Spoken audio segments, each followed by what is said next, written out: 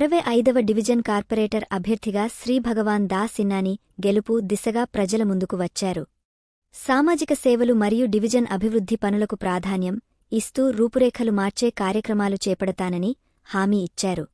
గడప గడపకు తిరుగుతూ ప్రజల ఆశీర్వాదం కోరుతూ చేతిగుర్తుపై ఓటు వేసి అత్యధిక మెజారిటీతో గెలిపించాలని విజ్ఞప్తి చేశారు. కాంగ్రెస్ ప్రభుత్వం ముఖ్యమంత్రి రేవంత్ రెడ్డి నాయకత్వంలో దేశంలో ఎక్కడా లేని విధంగా విస్తృత సంక్షేమ, అభివృద్ధి కార్యక్రమాలు అమలు చేస్తున్నాయని తెలిపారు.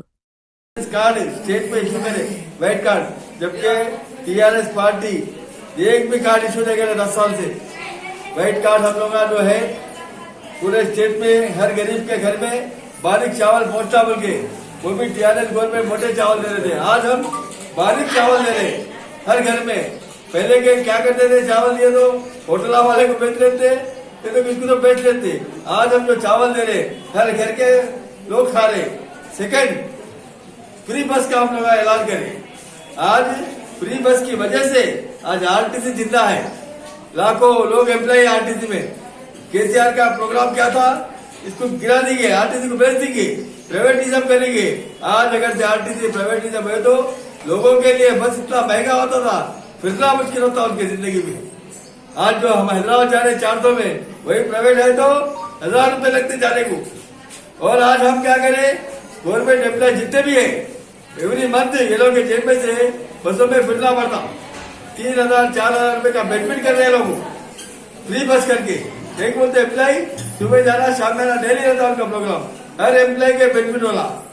और पूरे स्टेट के अंदर आज तक कहीं भी नहीं है ऐसा प्रोग्राम। हमारे रेवंत रेड्डी साहब दिवाला निकाल के गया केसीआर पार्टी को, क्या बोलते हैं, स्टेट का इकोनॉमिकल को खत्म करके गया।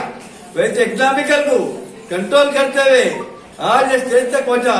और हमारे हाथ मजबूत करो, हम जो है हमारे सीएम साहब के साथ बैठ के जो बोले वो महीने में काम कराएंगे। ये हमारा हक है, आपका हक है, आप हम हर काम पूछ सकते। मैं आपके लिए 24 घंटे हाजिर हूँ। 65 वार्ड से मैं कांटेक्ट कर रहा हूँ। भगवान दास इनानी, नमस्कार। कांग्रेस गुर्तु के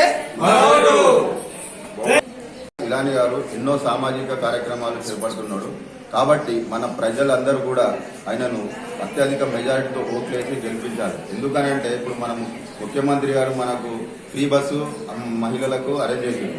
దాని ద్వారా ఎంతో మంది మహిళలకు ఉపాధి పొందుతున్నారు.